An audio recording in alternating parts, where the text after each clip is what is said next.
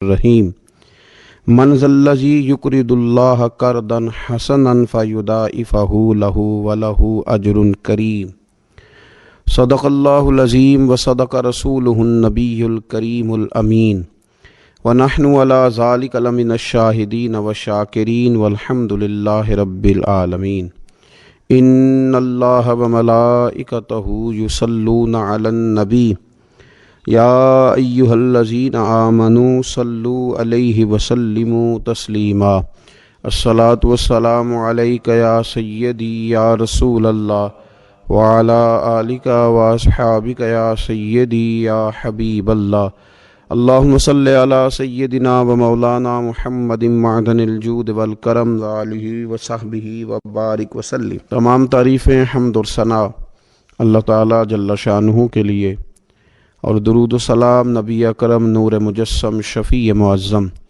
احمد مجتبیٰ جناب حضرت محمد مصطفیٰ صلی اللہ تعالیٰ علیہ وسلم کی ذات والا صفات کے لیے حمد و صلات کے بعد، اللہ تبارک و تعالیٰ نے کچھ انسانوں کو مالدار بنایا ہے اور کچھ کو اللہ تعالیٰ نے غریب، فقیر اور مسکین بنایا۔ اللہ تعالیٰ کی یہ تقسیم اس کی حکمت پر مبنی ہے۔ اب مالک کریم نے یہ فیصلہ فرمایا کہ وہ جن کو اللہ نے اپنے فضل سے مالدار کیا ہے وہ اپنے غریب، مسکین اور کمزور مسلمان بھائیوں کا خیال رکھیں۔ اور اسلام کا حسن دیکھیے، اسلام کا کمال دیکھیے کہ رب تعالیٰ فرماتا ہے تم خرچ کرو گے مسکین پر، غریب پر، اور وہ قرض دو گے تم اپنے رب تعالیٰ کو، خرچ اس پر کرو گے اور قرض اپنے رب تعالیٰ کو دو گے۔ ارشاد فرمایا من ذا الذی، کون ہے وہ جو اپنے رب کو اچھا قرض دے، جو اپنے رب کو اچھا قرض دے، قرض حسنا دے، فیضاعفہ لہ، اور پھر اللہ تبارک و تعالیٰ اسے دونا کر کے واپس کرے گا۔ اللہ اس کے لیے وہ قرض جب واپس کرے گا تو رب دونا دے گا، ڈبل عطا فرمائے گا، اور وَلَهُ أَجْرٌ کریم، اور ان کے لیے جو ثواب ہے وہ عزت والا ہے۔ صدر الفاضل سید نعیم الدین صاحب مراد آبادی رحمۃ اللہ علیہ فرماتے ہیں کہ یہ دیکھو کریم کا کرم کہ خود اپنے بندے کو مال عطا فرما رہا ہے، پھر خود ہی فرما رہا ہے کہ تو مجھے قرض دے، اور یہ عین انسان کے مزاج اور فطرت کے مطابق بات کی کہ تم مجھے قرض دو۔ جب کوئی انسان کسی کو ویسے کوئی چیز دیتا ہے تو اس کا خیال ہوتا ہے شاید واپس ملے نہ ملے، لیکن جب قرض دیتا ہے تو اس کا خیال یہ ہوتا ہے کہ یہ ضرور مجھے واپس ملے گی۔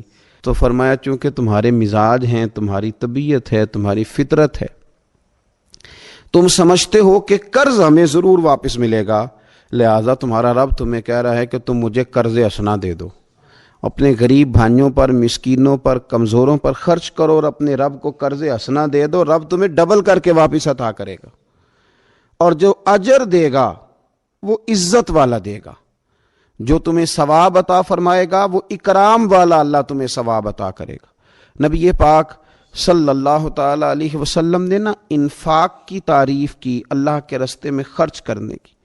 جب تک امراء، مالدار لوگ خرچ نہیں کریں گے غرباء پر، مساکین پر، طلباء پر، فلاحی کاموں میں، دینی کاموں میں جب تک وہ خرچ نہیں کریں گے تب تک معاملہ آگے نہیں بڑھے گا، تب تک وہ سارے منصوبہ جات جس سے کہ غریب کا بھلا ہونا تھا، جس سے دین کو مضبوط ہونا تھا، جس سے دین کی اشاعت ہونی تھی، وہ سارے منصوبے آگے نہیں بڑھیں گے۔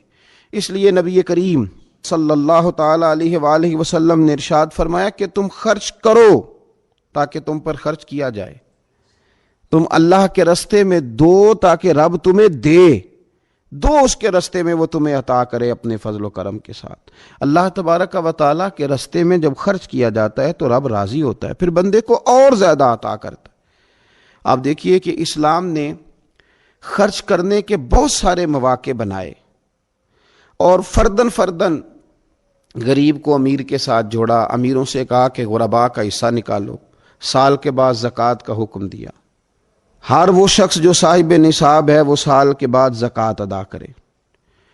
رمضان المبارک آیا تو صدقہ فطر کو رکھا گیا تاکہ جو غرباء ہیں، مساکین ہیں، وہ بھی عید کی خوشیوں میں امیر مسلمانوں کے ساتھ شامل ہوں۔ پھر جب فصل کا موقع آیا تو عشر رکھا گیا تاکہ غریب بھی تمہارے غلے میں، تمہارے اناج میں، تمہاری گندم میں، تمہارے چاول میں، تمہاری سبزی میں شریک ہو جائے۔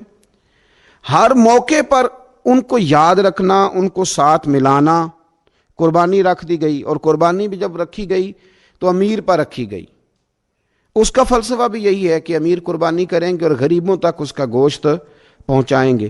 میرے رسول کریم صلی اللہ تعالی علیہ وآلہ وسلم نے یہ خوبصورتی کے ساتھ ایک کو دوسرے کے ساتھ جوڑا۔ اب ہوتا کیا ہے؟ ہوتا یہ کہ انسان کو مال سے پیار ہوتا ہے، فطرتاً کمائے ہوئے مال سے محبت ہوتی ہے۔ انسان بسا اوقات یہ سمجھتا ہے کہ بڑی مشکل سے تنکا تنکا کر کے، محنت کر کے، جد و جہد کر کے میں نے یہ مال جمع کیا ہے تو اب میں دے دوں۔ ایک لمبا عرصہ تک میں نے پردیس کاٹا، مشکلات برداشت کی، اور میں نے کئی راتوں کے رت جگے اس کام کے نام کی، اور اب آج اگر مالی طور پر میں مضبوط ہوا ہوں تو کیا میں یہ مال دے دوں؟ تو دیکھیے، اسلام ایک روحانی مذہب ہے، اس کی تعلیمات آفاقی ہیں۔ یہ ہمیں بتلاتا ہے کہ صرف فیصلہ وہ نہ کرو جو تمہاری آنکھوں سے نظر آ رہا ہے، کچھ چیزیں ایسی ہیں جو رب تمہیں اپنے فضل سے دے رہا ہے اور تمہاری ظاہری آنکھیں انہیں دیکھ نہیں رہی۔ نبی پاک صلی اللہ تعالی علیہ وسلم نے ارشاد فرمایا، یہ حدیث مبارکہ صحیح مسلم میں موجود ہے، حضرت ابو ہریرہ رضی اللہ تعالیٰ عنہ فرماتے ہیں، دیکھیے حضور صلی اللہ تعالیٰ علیہ وسلم نہ بات کر کے مختصر جملوں میں کیسے آگے بڑھتے ہیں۔ کریم محبوب فرمانے لگے، یاد رکھنا صدقہ دینے سے مال کم نہیں ہوتا۔ اللہ اکبر! آپ کو تو میسج آ گیا بینک سے کتنے پیسے کم ہو گئے، آپ نے تو جو گن کے دراز میں رکھے تھے اس میں سے لاکھ میں سے آپ نے تو 5,000 دے دیا، تو آپ کو تو پتہ ہے وہ 95 رہ گیا ہے۔ لیکن یہ صحیح مسلم کے لفظ ہیں، حضور فرماتے ہیں صدقہ دینے سے مال کم نہیں ہوتا۔ کائنات کے سب سے سچے، کھرے، صادق اور امین محبوب علیہ الصلوۃ والسلام نے فرمایا کہ صدقہ دینے سے مال کم نہیں ہوتا۔ حکیم الامت مفتی احمد یار خان صاحب نعیمی رحمۃ اللہ تعالی علیہ ارشاد فرماتے ہیں کہ کسان جب اس نے بیج کی بوریاں بھر کے رکھی ہوئی ہوتی ہیں، تو جب وہ جا کر کے بیج ڈالتا ہے کھیت کے اندر، تو بظاہر تو وہ بوریاں خالی کر کے آتا ہے، لیکن پتہ تب چلتا ہے کہ جب ایک ایک بیج پر پھر کئی کئی گنا دانہ لگتا ہے۔ آیا تو وہ خالی کر کے تھا، لیکن اگر تھوڑا سا وہ گہرائی کے ساتھ دیکھے تو اس نے تو کمال کر دیا، اب تو اس پر بے شمار دانے لگ گئے۔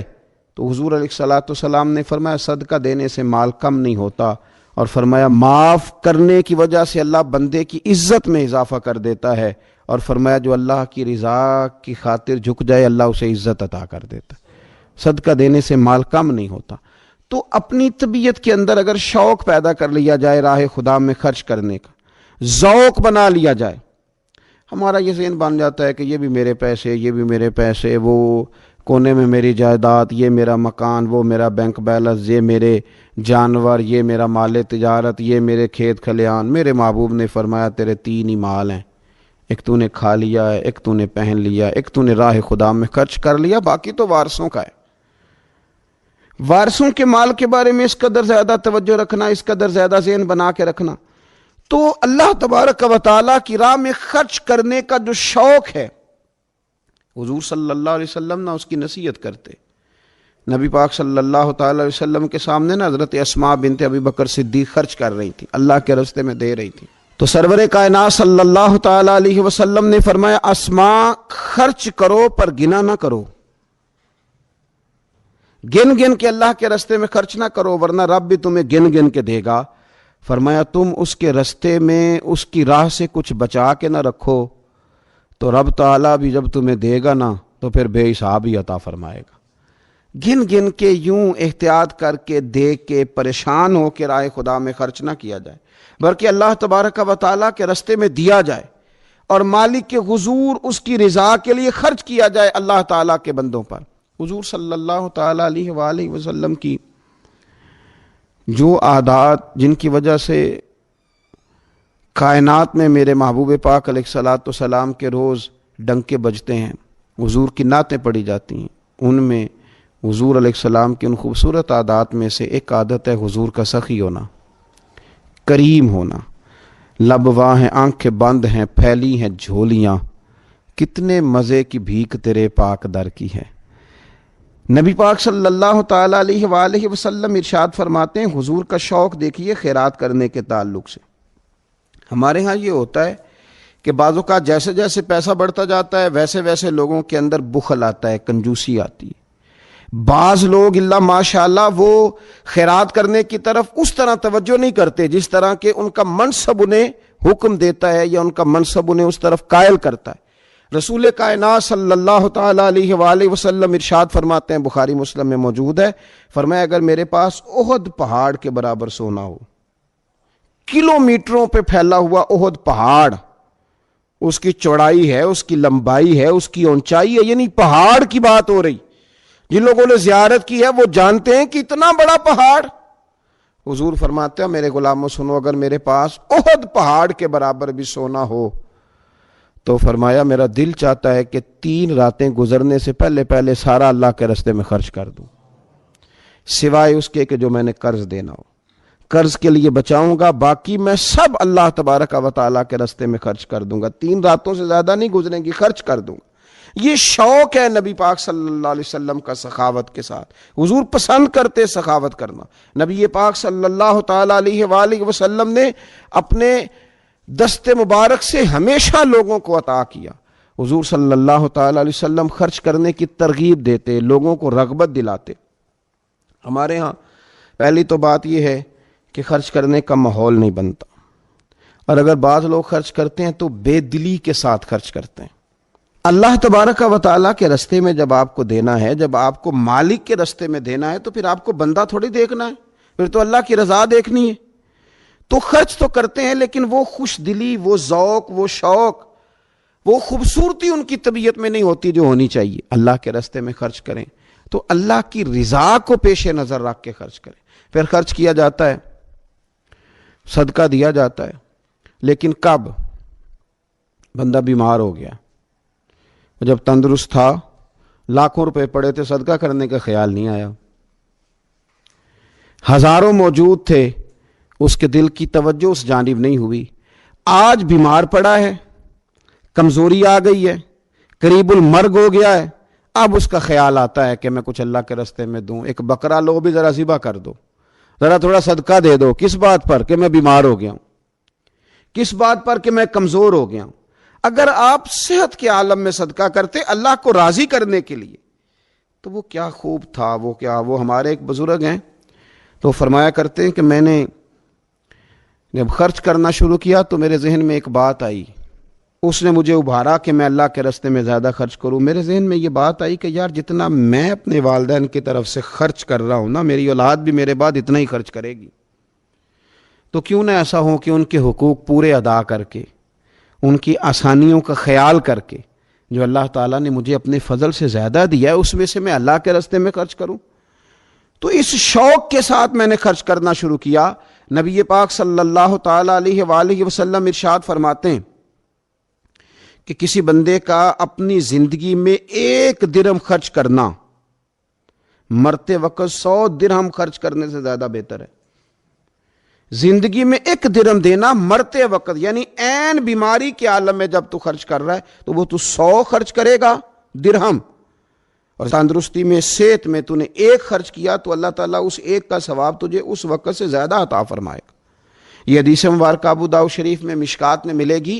حضور فرماتے صحت کے عالم میں خرچ کر، بجائے اس کے کہ تیری طرف سے کوئی صدقہ دینے جائے تو خود صدقہ دینے جا، اپنے ہاتھوں سے دے اور شوق بنا کے دے اور توجہ کر کے دے، اور تیری طبیعت لگی ہوئی ہو اور تو خود اپنے کندھے پہ رکھ کے جائے، غریبوں کے گھر میں پہنچا کے آئے، اور تو تیرا دل کرے کہ اگر میرے گھر کے اندر گندم موجود ہے پھر کوئی بھوکا نہ سوئے، اگر میرے پاس طاقت موجود ہے کسی کو کپڑا پہنانے کی تو پھر کوئی غریب سردی میں ٹھٹھرتا نہ سوئے، اگر میرے پاس طاقت موجود ہے مکانات بنانے کی، پھر مالک کریم کا کوئی بندہ جس کو میرے رب نے پیدا کیا، اس کی قدرت کا جو شاہکار ہے، رسول پاک علیہ السلام کا کوئی غلام بغیر چھت کے نہ سوئے۔ اگر میرے پاس طاقت ہے تو پھر میرا حال تو یہ ہونا چاہیے نا کہ کسی غریب کی بیٹی اس لیے نہ بیٹھی رہے کہ اس کے پاس جہیز کوئی نہیں، یوں نہ ہو کہ میرے گھر کے اندر تو آدھا کھانا کھایا جائے اور آدھا ضائع کیا جائے، لیکن بہت سارے لوگ ایسے ہیں جو رات کو ترس ہیں کہ کچھ مرضی کا من پسند مل جاتا تو پیٹ بھر کے کھا لیتے۔ سخاوت کا حکم دیا گیا، صحت کے عالم میں خرچ کریں، تندرستی کے عالم میں خرچ کریں، اللہ کی رضا کے لیے خرچ کریں۔ یہ ماحول نہ بنائیں کہ بیمار ہو گیا ہوں تو جا بیٹے صدقہ کر دے، اب میں کمزور پڑ گیا ہوں تو جا بیٹے تو کچھ اللہ کے راستے میں خرچ کر دے۔ ایک شوق ہو، ایک طبیعت ہو۔ نبی پاک صلی اللہ تعالی علیہ وآلہ وسلم کی پیاری زوجہ، ذرا یہ انداز بھی دیکھیے گا، حضرت سیدہ عائشہ صدیقہ رضی اللہ تعالیٰ عنہ فرماتی ہیں کہ ہم چونکہ حضور کی ازواج کثیر تعداد میں تھی تو کبھی نہ نبی پاک صلی اللہ علیہ وسلم سے کچھ سوالات بھی کرتی تھیں، اور اس سوالات کے اندر محبت چھلکتی تھی، محبت میں ایک دوسرے سے آگے بڑھنا چاہتی تھی۔ حضرت عائشہ صدیقہ رضی اللہ تعالیٰ عنہ فرماتی ہیں کہ ہم نے عرض کی یا رسول اللہ صلی اللہ تعالیٰ علیہ وسلم، ہم میں سے سب سے پہلے آپ سے آ کے کون ملے گا؟ اس سے مراد ہے وصال کے بعد سب سے پہلے ازواج مطہرات میں آپ سے کون آ کے ملے گا؟ تو حضور صلی اللہ علیہ وسلم نے فرمایا لمبے ہاتھوں والی۔ مشکات میں حدیث موجود ہے، بخاری میں موجود ہے۔ حضرت عائشہ صدیقہ کہتی ہیں حضور نے فرمایا وہ جو لمبے ہاتھوں والی ہے نا، میری اہلیہ، میری زوجہ، مومنوں کی ماں، وہ ملیں گی۔ تو کہتی ہیں حضرت سودا رضی اللہ تعالیٰ عنہ کے ہاتھ لمبے تھے، قد بڑا تھا، تو ہماری نظر یہ تھی کہ حضرت سودا کے بارے میں حضور نے فرمایا کہ وہ ملیں گی، لیکن کہتی ہیں کہ وہ تو ہمیں بعد میں پتہ چلا جب حضرت زینب رضی اللہ تعالیٰ عنہ کا وصال ہوا تو سمجھ آئی کہ لمبے ہاتھوں سے مراد ہاتھوں کا لمبا ہونا نہیں، صدقہ اور خیرات زیادہ کرنا۔ وہ لمبے ہاتھوں والی تھیں، مومنوں کی ماں، خرچ کرتی تھیں، خیرات کرتی تھیں۔ شارحین حدیث نے لکھا ہے کہ وہ اپنے ہاتھوں سے کھالیں رنگتی تھیں، پھر بیچتی تھیں، اپنے لیے نہیں۔ ان کا نان نفقہ تو حضور کے ذمے تھا، اپنے لیے نہیں۔ ان کو تو صحابہ کرام علیہم رضوان وہ ساری ذمہ داریاں حضور کے بعد بھی ادا کر رہے تھے جو حضور سید عالم صلی اللہ تعالی علیہ وسلم کے حقوق رب تعالیٰ نے رکھے، لیکن وہ اپنے دست مبارک سے محنت کرتی، کھالیں رنگتی اور اپنی اولاد پر، مسلمانوں پر خرچ کرتی۔ ان کا شوق تھا۔ تو کریم محبوب علیہ السلام نے فرمایا یہ مجھ سے سب سے پہلے آ کے ملیں گی۔ حضور کے بعد ان کا وصال سب سے پہلے ہوا حضرت زینب رضی اللہ تعالیٰ عنہ کا۔ او بھائی، اس میں بھی ایک لطیف اشارہ ہے، اس میں بھی ایک خوبصورت اشارہ ہے کہ حضور کا قرب پانے کے لیے سخی ہونا بھی ضروری ہے۔ رسول پاک علیہ السلام کی بارگاہ ناز کے قریب ہونے کے لیے سخاوت کا مزاج ہونا بھی ضروری ہے۔